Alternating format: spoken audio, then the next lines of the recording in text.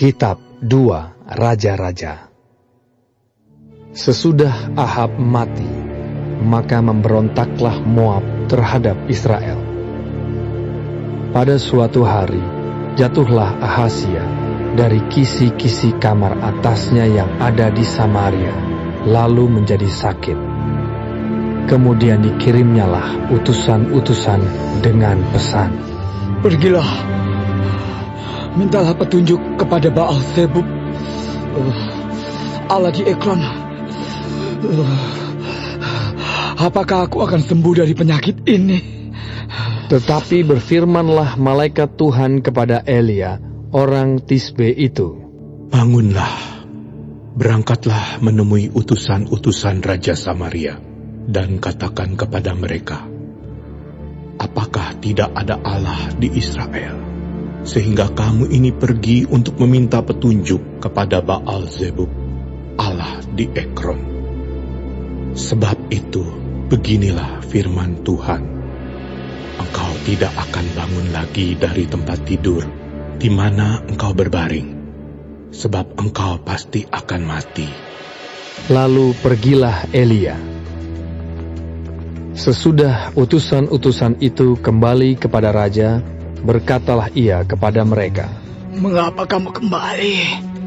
Jawab mereka kepadanya, "Ada seorang datang menemui kami dan berkata kepada kami, pergilah, kembalilah kepada raja yang telah menyuruh kamu, dan katakanlah kepadanya, beginilah firman Tuhan, apakah tidak ada Allah di Israel, sehingga engkau menyuruh meminta petunjuk kepada Baal Zebub, Allah di Ekron?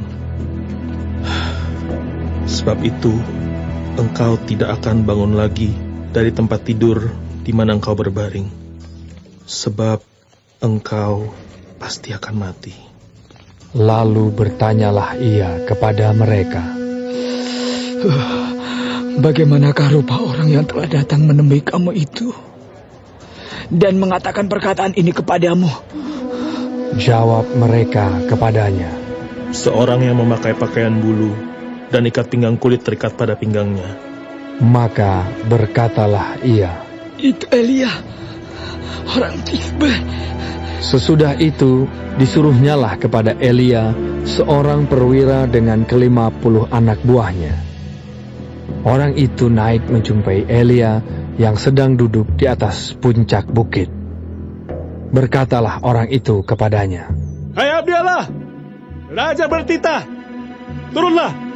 Tetapi Elia menjawab, katanya kepada perwira itu, "Kalau benar aku abdi Allah, biarlah turun api dari langit memakan engkau habis dengan ke-50 anak buahmu." Maka turunlah api dari langit memakan dia habis dengan ke-50 anak buahnya.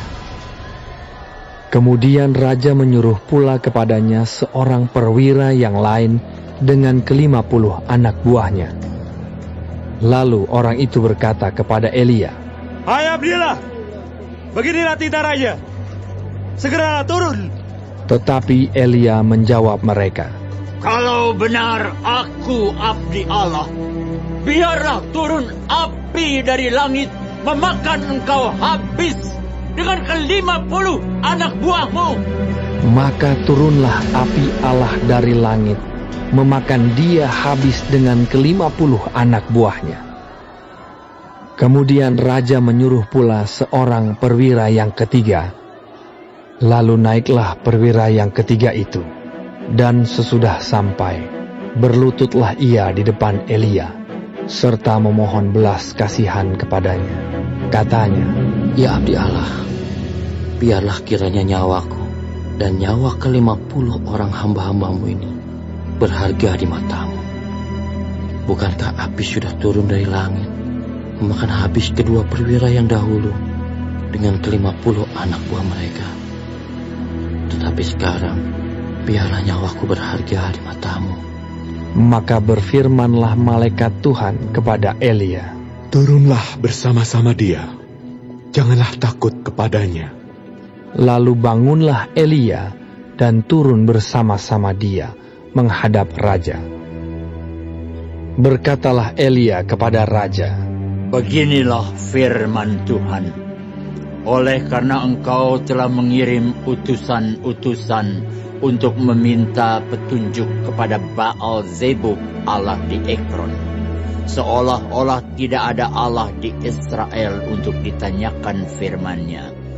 Maka sebab itu engkau tidak akan bangun lagi dari tempat tidur di mana engkau berbaring, sebab engkau pasti akan mati.